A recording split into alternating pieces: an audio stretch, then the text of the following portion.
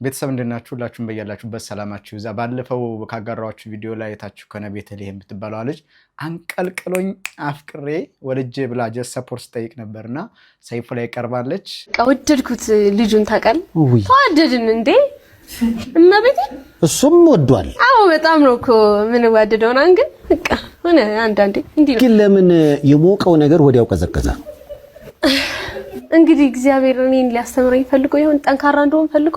ቆይ ሞቆ ነው የፈላው ወይስ ሳይሞቅ ፈላ ነው?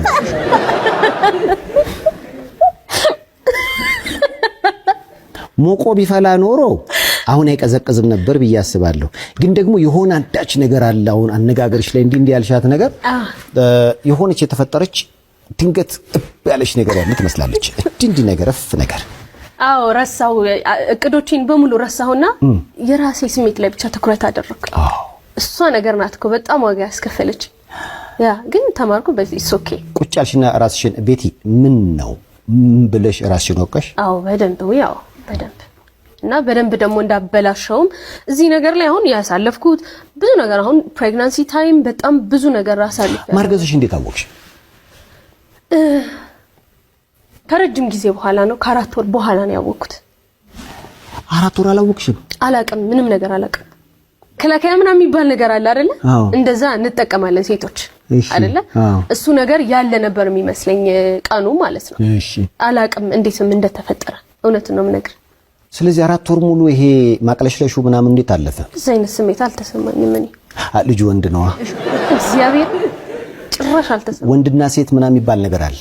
ቆይ ሆርሞን ቼንጅስ አላጋጠመሽ? አጋጥሞኛል። በጣም ጨጓራኝ በጣም ታመም ነገር ነበረ። ግን በምን አሳበብኩኝ? በዩኒቨርሲቲ ምግብ። ስለዚህ ሊመስልሽ የሚችለው ልጅ አርግዘሽ ሳይሆን ምግብ ሳይስማማሽ ጋር በቃ ምግብ አይስማማኝም። በቃ በጣም ታመምኩኝ ምናምን። መጀመሪያ መቼም እርግዝናሽን ያወቅሽ ቀን ለዛ ዝግጁ አይደለሽም።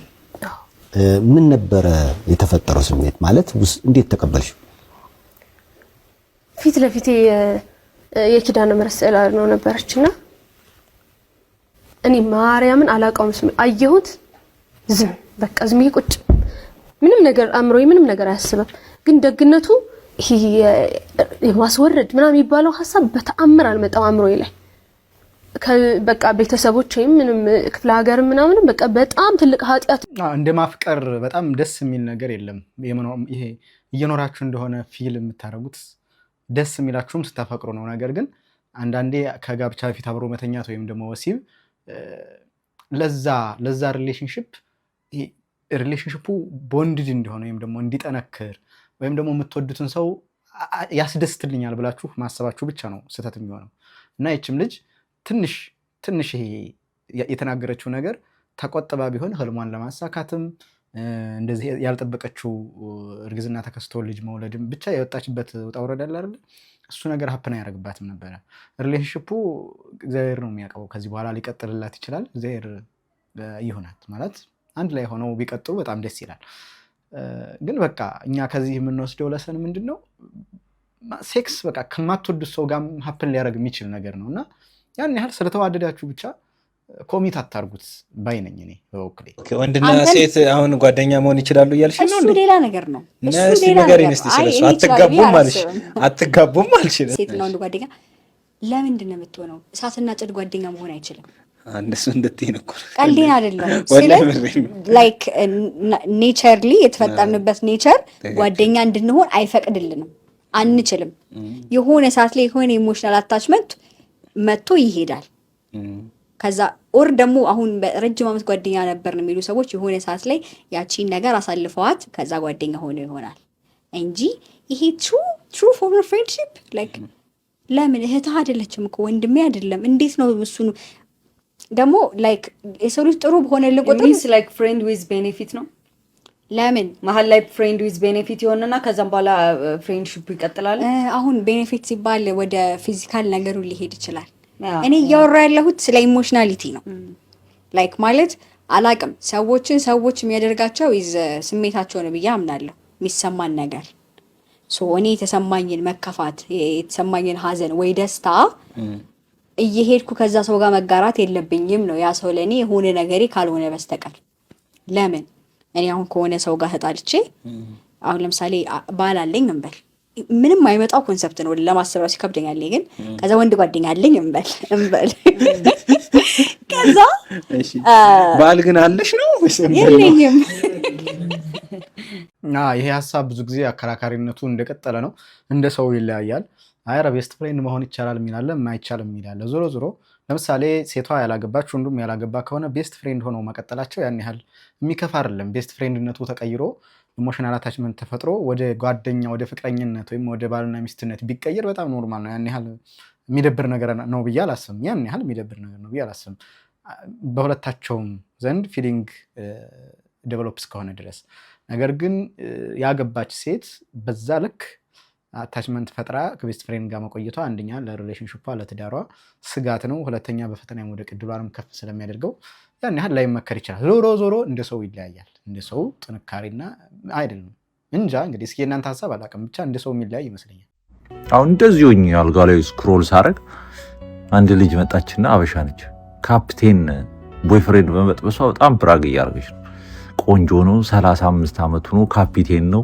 ምናምን የኔ ልጅ ሴቶችዬ ኢንጀነራል አንቺ ምን አለሽ ነው ጨዋታው who cares ካፒቴን ሆነ የጀት አብራሪ ሆነ አንቺ ያለሽ የቤተክርስቲያን ስትጠመቅ የሰጡሽ የልደት ሰርቲፊኬት how does that make sense ምንድነው አንቺን እንዴት ነው ኢምፓወር የሚያደርገው ያ ነገር ድራግ የሚያስደርገው ነገርስ ምንድነው I think ስናድግ ሶሳይቲው ምን አድርጎናል መሰላችሁ በቃ ሀብታም ወንድ በቃ ትክክለኛ ወንድ የተማረ ወንድ ትክክለኛ ወንድ ላንቺ እንደሆነ ምንም ይሁን ምን እንጉልፋት የሆነ ባህሪ ያለው ሰውዬ ሆኖ ሀብታም ከሆነ በቃ ትክክል እንደሆነ የተማረ ከሆነ ትክክል እንደሆነ አርጋችሁ no that's not how it works አንቺ ምን አለሽ ነው ጨዋታው የኔ ልጅ ኦኬ like how ማች ካላደረገ በልደት ሰርተፍኬት አንቺ እሱ ካፒቴን ይሆን ምንድነው ጥቅሙ እሱ ሳይንቲስት ሆኖ አንቺ how ማታቂ ደደብቶኝ ምንድነው ጥቅሙ ቆንጆ ስለሆንሽ ስለወደደሽ ምናምን የሆነ ነገር ሊሆን ይችላል ግን ዘለቄታ የሆነ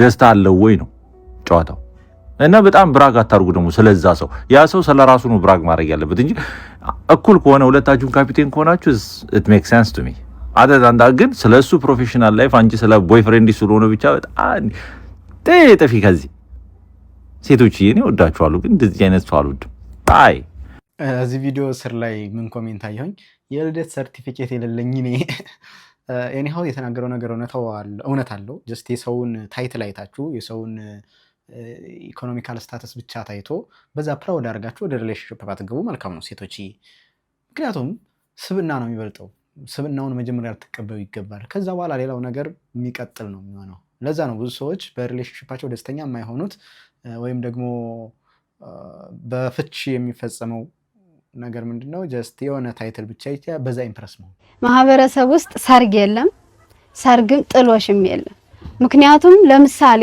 ማህበረሰብን መሰረት በማድረግ ነው እነዚህ ህጎች ወላጆቻችን ከዙምራ ጋር መስርተው ሲነሱ ጋብቻ አንዳንድ ርዕስ ተወያይተውባቸዋልና ጋብቻ መሰረት ነው ያስፈልጋል ጥሎሽና ሰርግ ግን አያስፈልግም ብለዋል ምክንያቱም ምንድነው ለምሳሌ ሁለት ሰዎች ሀብታምና ደሃ የደሃ ልጆች ሊፈላለጉ ይችላሉ ግን ጥሎሽ መጣል በማይችልበት ሁኔታ ውስጥ የደሃው ልጅ ያችን የሀብታም ልጅ ከማግባት ሊቆጠብ ማለት ነው ስለዚህ ለጠለፋም ሊጋለጥ ነው ማለት ነው ደግሞ ከተፈላለጉ ጠለፋንም ያስቀራል እንደገና ሁለት ተጋቢዎችንም ደግሞ ፍላጎት ያላቸው መጋባት እንዳይችሉ ስለሚያደርግ አያስፈልግም በሌላ መልኩ ደግሞ ለሰርግ ተብሎ ብዙ ወጪ ይወጣል ያ ነገር ብክነት ነው ከዛ ይልቅ ማህበረሰቡ ምንድነው ያለው ከጋብቻ ሰርግ ከማስረግ የተሻለ ገንዘቡ ካለ የሴቷም እናት አባት የወንዱም እናት አባት ለልጆቹ መቋቋሚያ ይሰጣል ልጆቹ መሰረጥረው ይሄዳሉ ጋብቻውም ዘላቂ ይሆናል ማለት ነው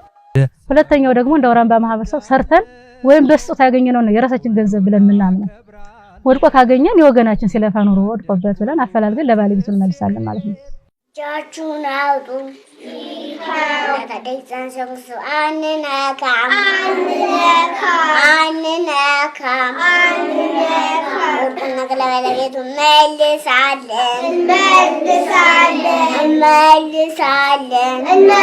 እንመልሳለን የሰው ገንዘብ አንነካም ወድቆ ካገኘንም ለባለቤቱ እንመልሳለን ነው የሚሉት መቃብር ቦታ አለ የሰው ልጅ ስንኖርም በክብር ነው ሲያርፍም የክብር ቦታ አለው እዛ ላይ ነው የቀብር ስርዓቱ የሚፈጸመውና ልክ ቀባሪ ሲመለስ ሀዘን እዛው ላይ ቆሞ ወደ ስራ ቦታችን ነው የምንሄደው። ሀዘን በመቀመጥ ያን የሞተ ሰው ስለማንተካ የስራ ጊዜ እናጣለን። ሀዘን ስንቀመጥ በማይገኝ ነገር ሃይምሮ መጉዳት ይሆናል። ተሰብስበን የሟች ወገን ኢኮኖሚ ማጥፋት ይሆናል። በጥቅሉ የተንዛዛ ሀዘን አስፈላጊ አይደለም። ለቀሪው ቤተሰብ ለቋሚው የሚቀጥለውን እንክብካቤ መስጠት ነው አስፈላጊ ሊሆን የሚችለው ብለን ነው የምናምነው። ለዘመናት የሴት ስራና የወንድ ስራ የሚል ተለምዷዊ አጥር ነበር። ይህ አጥር የብዙሃኑን አቅም ገድቧል። በተለይ ደግሞ የእናቶችን ጉልበትና ህይወት በልቷል። ብዙ ስራዎች ተርፈው እንዲያድሩም ምክንያት ሆኗል። የብዙዎችን ህይወት በጥገኝነት ሰንሰለትም አስሯል። ዛሬ ግን በአውራምባ ማህበረሰቦች ዘንድ ያ ባህል ፈርሷል።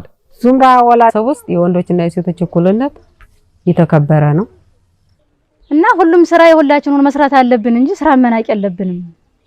ምክንያቱም እነዚህ ሽመና ይሰራል ሸማኔ ተብሏል። ግን ያን ልብስ የሚለብሰው ማን ነው የሚለው ዙምራ ሁላችንም ነን የምንለብሰው። ሸክላውንም ይሰራል ያን ባለጃል ነው ያን ነገር የሚጠቀመው ማን ነው? ሁላችንም። እና የጠላነው ምኑን ነው? ስራውን ነው የሚለው ዙምራ እና እውነቱን ነው። ምክንያቱም በዚህ መንገድ ነው አውራምባ የሚያምነው።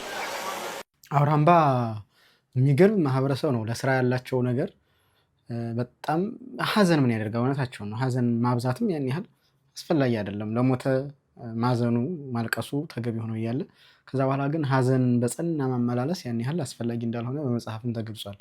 ለስራ ያላቸው አመለካከት ደግሞ በጣም ደስ ይላል። ዙምራ በቃ የሚገርም ማህበረሰቡን የቀየረ ነውና የአውራምባ ማህበረሰብ ይለያል። እውነት ከ27 ዓመት በላይ ያሉ ሴቶች ምን አይነት ሙድ ላይ እንዳሉ ልንገራችሁ።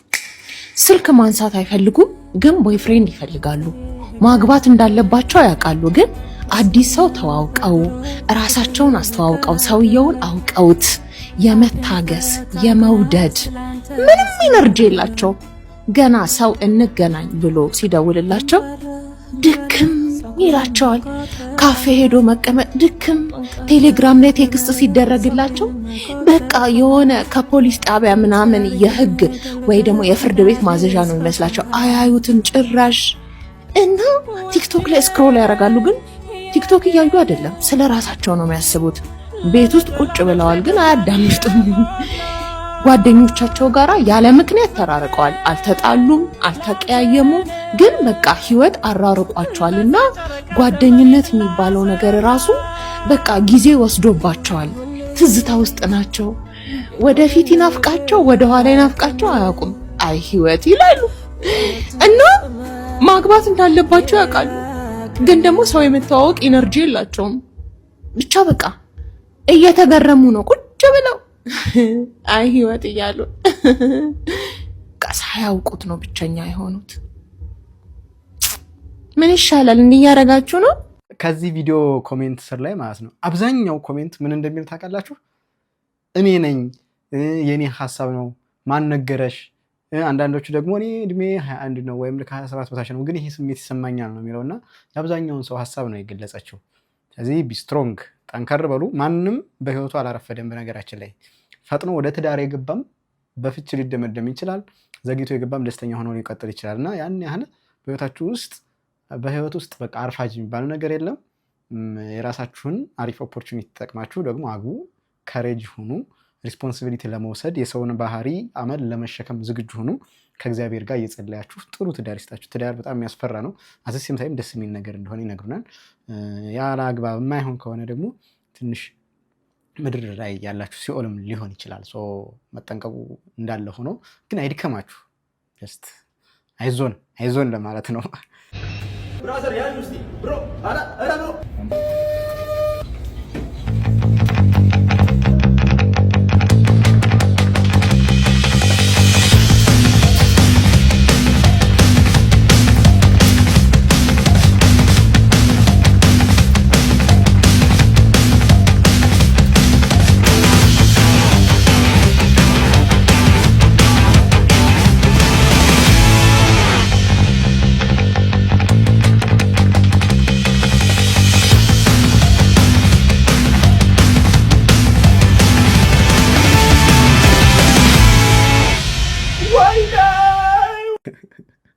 ብሬከሩን አገኘዋ።